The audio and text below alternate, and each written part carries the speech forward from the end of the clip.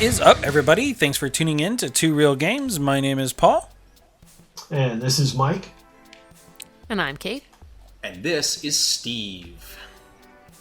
Yeah, and we are doing TLDR. We are here to talk about Ernest Cline's Ready Player One, which is probably on the top 3 list of pretty much everybody here as far as books are concerned. First, can we talk about this mullet? Because, oh boy. Are we casting this aspersions mullet, from your... Let's face it, this mullet deserves its own video. Yeah, if we right, need to have a one whole... day. away from the book. That's going to happen. Don't think you're getting off the hook. Wow, because... A great Big Trouble Seriously. Little China thing going on right here. Jack Burton, that's who. Me. Yeah, nice. Oh, I'm there's just All like in the generic, reflexes. sort of. Yeah. So, punk, Ready like- Player One. Yeah. Had you read it before this? Is this your first time reading it? Yeah. Or... No, we've all read it. Okay. I think already, Yeah. and then we all read it again. I have as in well. Preparation for this. This time, I actually did something different. I did something I don't normally do, and I listened to the audiobook. Yeah, I listened to the audiobook too. I read good. it first and then audiobook second. Yeah, I had read the book. I did that too. Actually, did you really? I read the book when it came out. When it came as a free book in Loot Crate. Shout out to those guys. Yeah, that's how I got mine. These guys are fantastic. I had never heard of it Brilliant before. handout. Yeah, I had never heard of it before, but what a great free send out there. Yeah, Loot, and I do want to say Loot Crate does not sponsor us. Oh no, I but wish they totally would though. should, Oh, Loot Crate. if you guys want to, we'd totally be down for that. But I like the Tommy, toys that they sorry. send out in Loot Crate, but I would love if they sent more books in Loot Crate. That's awesome. That would be fantastic. Yeah. Kate, who read your book there? Oh, it was Will Wheaton. It was okay, Will I got Wheaton, that which one I thought too. was hilarious. Because he's mentioned yeah, it was in good the because book. he talks about it in the He's book. mentioned in the book. He's, and he has to call himself an old geezer. right? And him and Cory Doctorow, they're the president and vice president of Oasis. It's so fantastic. So yes, the fictional world. right. So for those who haven't read the book, I don't know what you're doing with your life, but you should go read it. If you, Yeah. I don't know why You you're gotta read it. listening to us talk about it if you haven't read it yet, but if you'd like to keep going, If you're the kind of person, that likes video games and pop culture references, because you're watching and us, the 80s at all, because we're all products of the 80s here. In one Yeah, form or absolutely. another, Do yourself then you a need to be favor. reading this. Do book. yourself a You need favor to and go read it. Do yourself a fever. I like it. favor. Do yourself a fever. favor. Sorry, gotta- my Scottish cousin came out. Sorry about that. Sorry, folks. He comes out from time to time. I don't know why. Jesus. So would you want to do a quick synopsis of what the book is about for people who didn't read it yet? Yeah. Those crazy Yeah. people? I mean, yeah. No synopsis. No, it is it's like I describe it to people. The elevator pitch is Willy Wonka and the Chocolate Factory meets the Matrix, and Okay. it's basically a computer software programmer dies, but before he dies, he programs a fantastic scavenger hunt on his super fancy virtual reality video game that almost the whole world is involved in, because in the what year is it set in? It's set in 2044. 2044, and basically the world sucks. Energy crisis, Yeah, it's just overpopulated. like everybody's poor, but you can be rich on the internet, or in Oasis, Right. what they call it, their virtual reality system. Oh, nothing. Sorry, Mike. I killed I myself. had to do it for the mullet. Coming in hot. Oh. Sorry about that, Kate. Did I drop a helicopter on you? I did not alright. mean to do that. No, I threw a grenade, but it bounced off a wall and killed me. So carry on. Nice. Well, So then yeah, there the you world has gone to hell, but everything is great in virtual go. world. Because you can be so whoever everybody you lives want, there 24 hours. right? a You day. can just, and which people have Right. taken to being shut-ins and just living there for their entire lives, and so living out whole. Yeah, so the main character, Percival, he's like the poorest of the poor. Like his dad was killed looting a store. His mom died from a drug overdose. just she was sad in sad, prostitution. yeah. And I had forgotten by the end of the book just how horrible his life situation was at the beginning of the book until I re-listened to it, and I was like, "Geez, this kid he was living in the laundry room of like a trailer home that housed 6 families or so, three families." And it was just like I'd forgotten how bad off his life was at the beginning of the story. He definitely has it rough, and he can only which is why he finds such solace in the Oasis, in this virtual reality program. And he becomes, but he's not very good. Like, in the beginning, he can't afford to travel. He can't afford to go exploring, and he can't afford to do, in the virtual world. Right, in the virtual. Well, I mean, he can't in the real world. He can't in the real world either. But then he becomes this fantastic scholar because he's researched so much about the creator of Oasis. He knows, he becomes the best. They call them egg hunters, right? Egg hunter? Gunters. Yeah, or Gunters for short. Gunters for short. Yeah, one thing that we haven't mentioned is the creator of the Oasis was a big fan of the 80s. All things 80s. That's why yeah. So these Gunters have to become experts on 80s culture across the board. Music, movies, games, including video games and tabletop role-playing and all that. Yeah, you get this... And basically everything that we are into. Right. This book is a total... Like, you can tell Ernest Cline really loved the 80s. His is a love letter to the 80s about like how much the culture influenced him. Yeah. And they are making a movie out of this right now. Yeah. It's not due out for another 2 years or so, but Steven the reason I never thought sure, this would become a movie is because it calls back to so many different franchises that I was like, how are they ever going to get the rights to all this? But turns out Steven Spielberg owns the whole universe, and so when he's making the movie, he's going to do the thing, so I guess he's doing the thing. He's going to do the thing. Now, something interesting, Spielberg has said that he's not going to use any of his works in this movie. Interesting. Yeah. But they called to so many of his works. I know. And I can kind of see why, because... Sort of self-aggrandizing. He doesn't want it to be, masturbatory. Yeah. But it does, in the book, call out to a lot of his works. So it's not like he'd just be putting himself in there for his own benefit, but... It wouldn't be for nothing. But hearing Will Wheaton call himself Will Wheaton, like, it's so, like...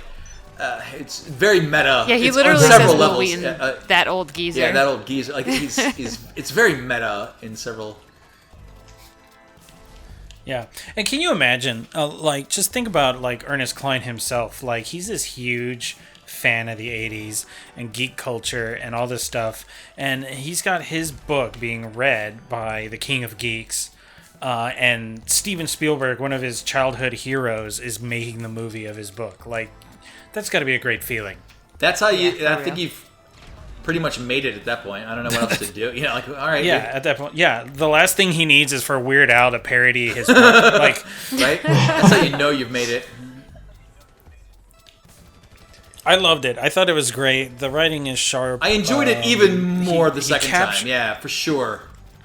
Yeah. He really captures the characters very well, and we're being really careful about not spoiling anything because we really, really want you to go read this book. Yeah, I mean, we'll tell you all about it, how great it was, but I won't tell you the plot twists and things like that, who,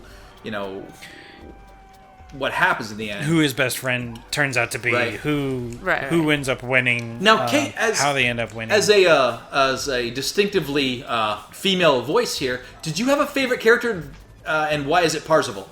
No, I'm kidding.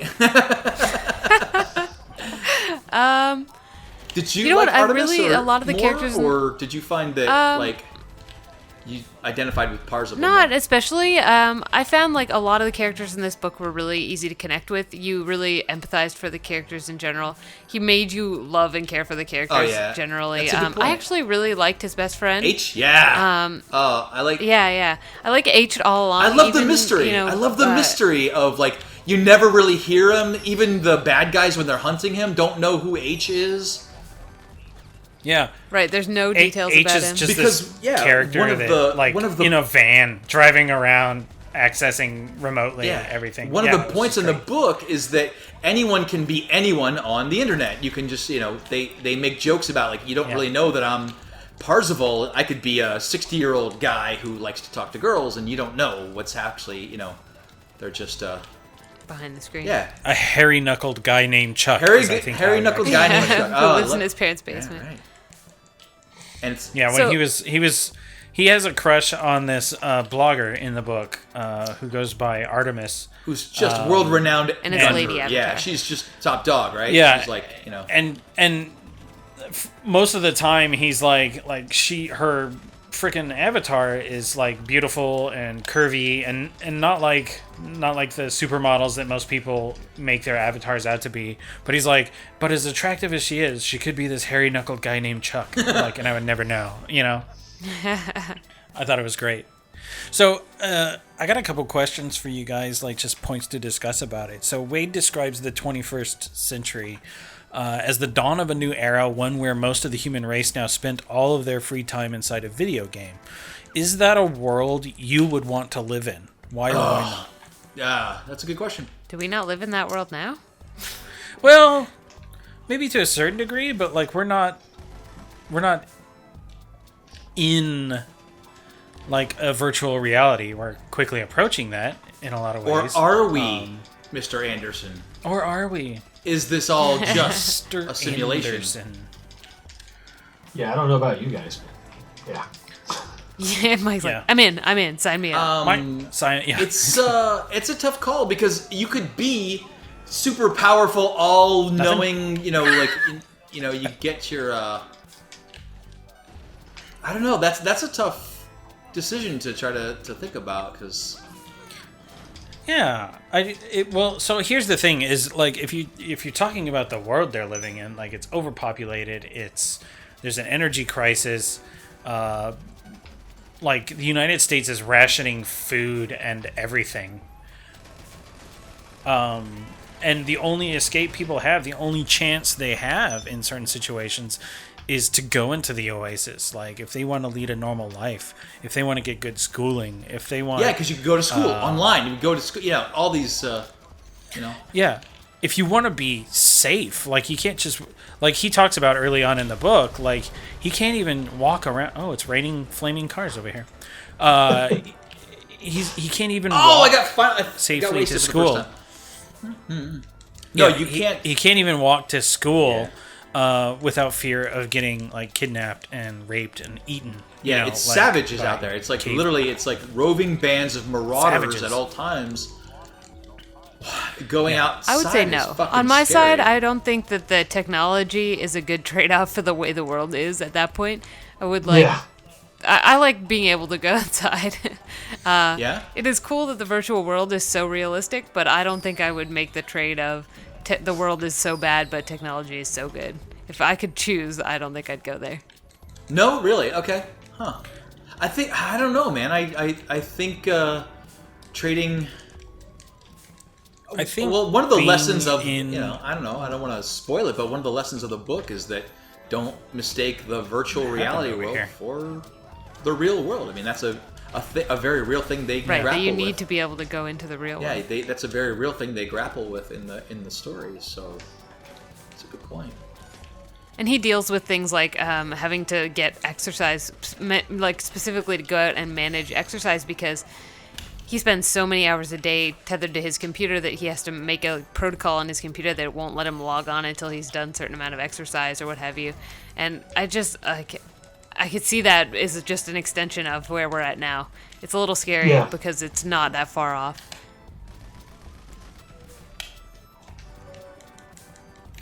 So, like we mentioned, this book is jam-packed with references to 1980s pop culture. Did the book make you care more about the 80s or less, or did it keep it about the same? I felt so nostalgic about it because I loved watching most of these movies the first time. I'm old enough to remember the 80s when they were new. So seeing references to the movies mullet and stuff, died. I loved it. I loved it. Yeah, I liked it because like early on, he references like some Dungeons and Dragons modules by name. In fact, one of them's key to the plot, Yeah. and I'm like, I remember playing that module. Oh, that he'll module describe like kicked the my cover ass so of a D&D hard. book. Yeah. Yeah, yeah. He'll describe the cover of a D&D book, and I'm like, I know exactly what that looks like because it's I know what still book on my that is. shelf. Right. Yeah, I think it did a good job of making you care a lot about the moments in the 80s, the big jeez. moments. What? Oh gosh. Oh god. What is happening? Yeah, the book was really good about just bringing back these touch points that and making it feel new still. Yeah. Yeah, like seeing all this stuff in a new light. Maybe even a flattering light. Like maybe it wasn't as awesome. Like maybe it didn't age well, but putting it in the context of this book, like you know, you seeing it through the lens of nostalgia, and so it comes across even better than the original. One thing I will say about this book, having read it and listened to it, I liked the audiobook. I liked Will Wheaton reading it. The only complaint I had about the audiobook, which didn't bother me in the original book, is that there's a lot of list reading and a couple of conversations, internet conversations. Oh, I'm glad you and mentioned that they because it get kind of like really- it gets. Really heavy. Yeah, I'm glad you mentioned that. When he's going through a list of like the The top top 10 10 people scores and their of top- IOI, blah, blah, blah, blah, blah, blah. And you're like, okay, I get it. Because in the book, your eyes can just skim over it. But in the reading it out loud, or where it's like, oh, internet conversation. Okay, Parzival, Yeah. this person, And Parzival, it's this person, Parzival. it's- You're like, oh yeah. my God. It's important to mention that I think we both listened to the unabridged version. There is an abridged version, but it was definitely unabridged, the the unabridged version version. I I actually had to speed it up, believe it or not. It was just a little on my phone. It got has an tedious. option where you can listen to it a little faster. And I took that option because it was just, oh, okay, dude, I got to get on with this. Yeah, most of it was good, but there was a couple points reading lines or like lists or conversations online that would have the person's name that just got tedious for sure. But in the actual book form, you didn't notice that at all because your eyes just skim over it. I'm on fire.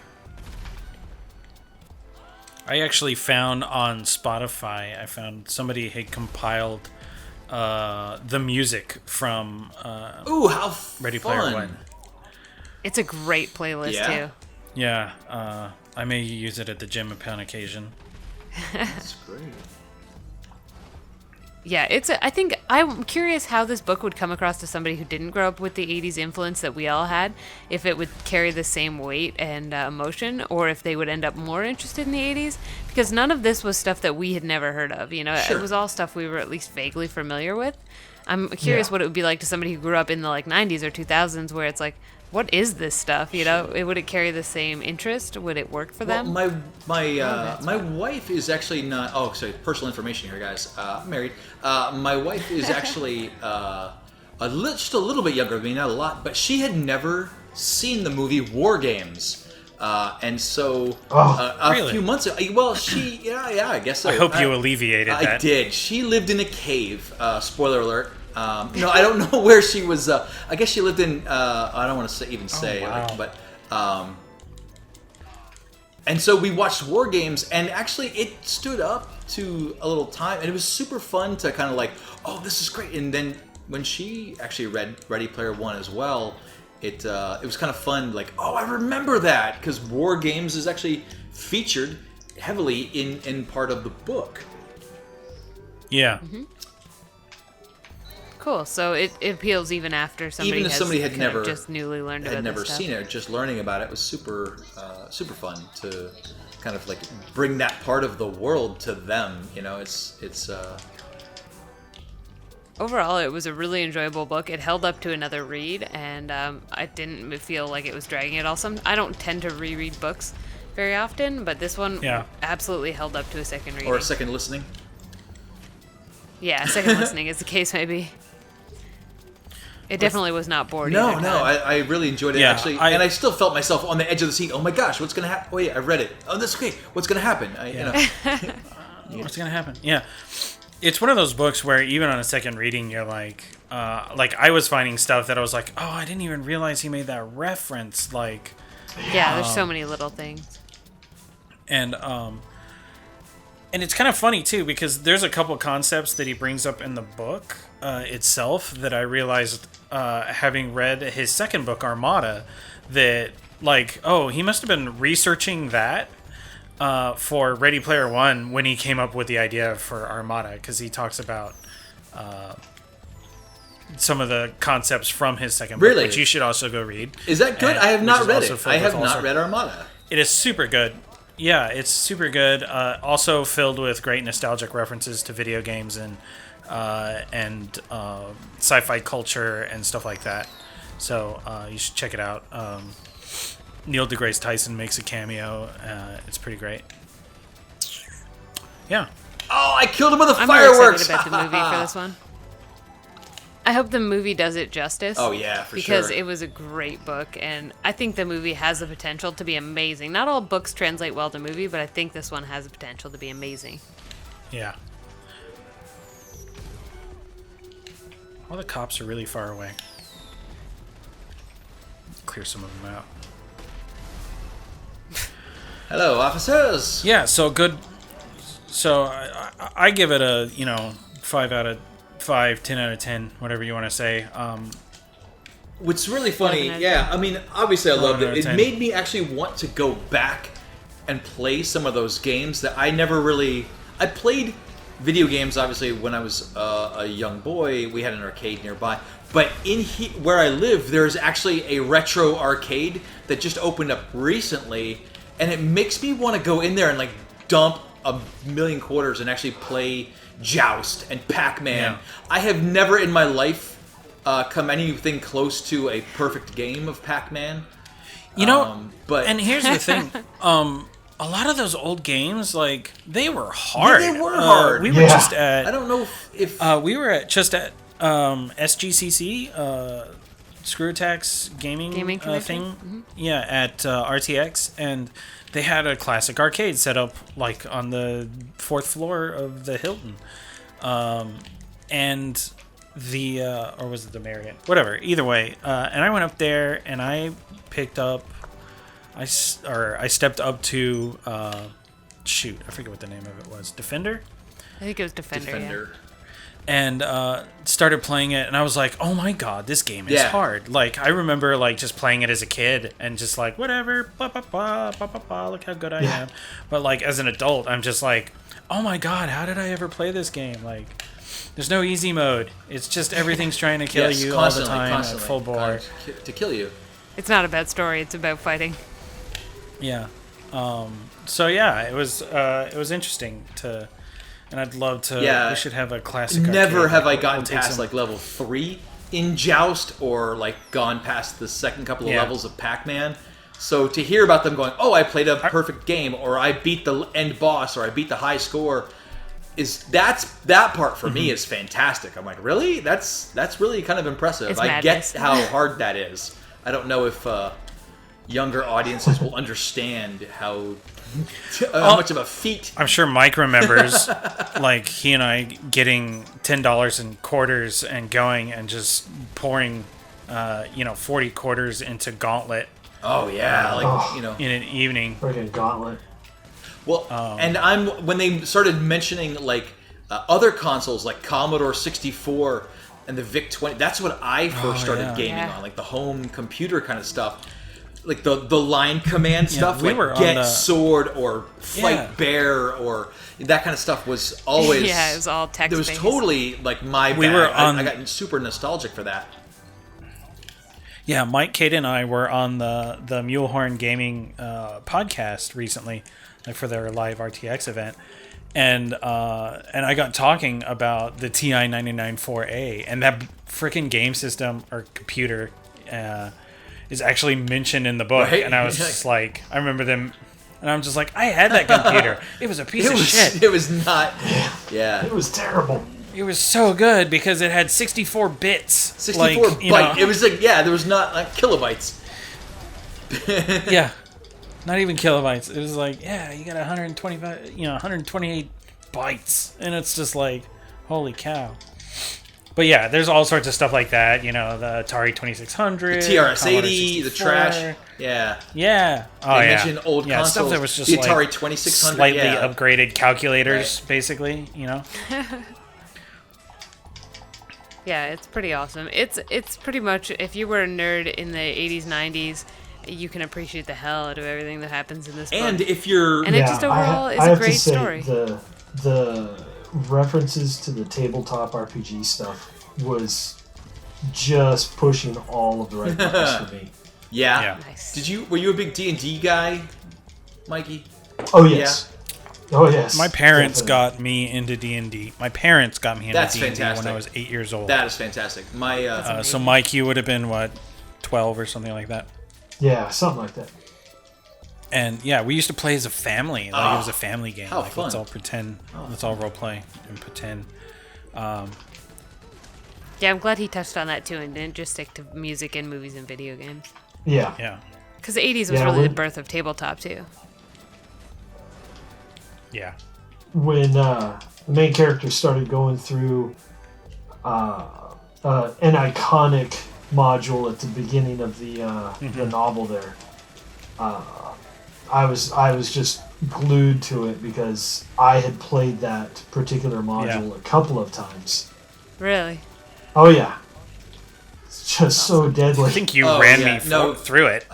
It's a reason why it's called. We can tell you what it is. It's the Tomb of Horrors. Yeah. It is exactly that. It is a total party killing machine. It is an adventure designed to murder adventurers. It did its job so well. I remember playing it, and I played the newer versions of Dungeons and Dragons as well, and it just there's like a rebirth of it or a reimagining of it. Yeah, there's a update. Yeah, you can call it an update to the new system. Yeah, same module, new system. Remaster, yeah. A cover band version of it, and it's just as much fun as I remember. We should set up Tomb of Horrors in Minecraft and play it. Oh my god, we should totally play that. That would be fantastic. That'd be great. All right, so let's go ahead and wrap this up. You guys hated the book, right? Yeah. Oh no. Terrible. Yeah, totally. Don't read it. Ready Player One. Read it, love it, know it. You gotta get on it. Read it now. Yeah. You're I'm gonna punch not. this maniac in the face. Is an Dirtcase. instant classic. Instant classic geek literature. Yeah, it was a bit of an ego stroke to the 80s, but I think it would hold up to anybody who read it. It's a great book. The characters are really easy to connect to. And I think it's not just a love letter to the 80s, but it's like a map of all the stuff that could be. If you wanted to go back and see what were good things about it, you could go back and use this book as kind of like a guide. Like, oh, read these things, check these books out. There are a lot of in the same way that they found them. Easily. For sure.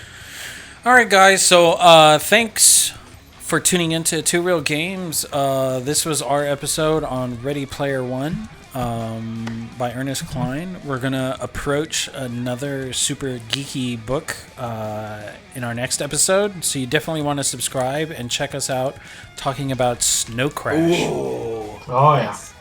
It's going to be good. I'm excited. I've never read Snow Crash, so I've read it by 3 times. This will be number 4. Neil I'm Stephenson? so excited. It's one of my favorite books. so good. It's Neil Stephenson, right? Yes. Yeah. So we're gonna read that one. We're gonna log in and we're gonna talk about it in a meta style by being inside a video game while we talk about a video game. Virtual reality again. More virtual reality. There we go. To celebrate. Oh, Yeah, speaking of virtual reality, helicopter. Yeah, I kind of want to play Oasis now. I really. Let's go play Oasis, guys. I'm on. Zoom. All right, guys. Click like, click subscribe, so you can keep up with all of our great videos and our future TLDRs as well as our Games Please stuff. Thanks so much for tuning in today. Follow us on the Twitters. Yeah, absolutely. Yeah, thanks for Yeah. tuning in. Let us know what you thought of Ready Player One in the comments. And who shoot me? Oh, get off. Oh. We'll talk to you later. Bye. Bye. Bye. Ciao. Game over.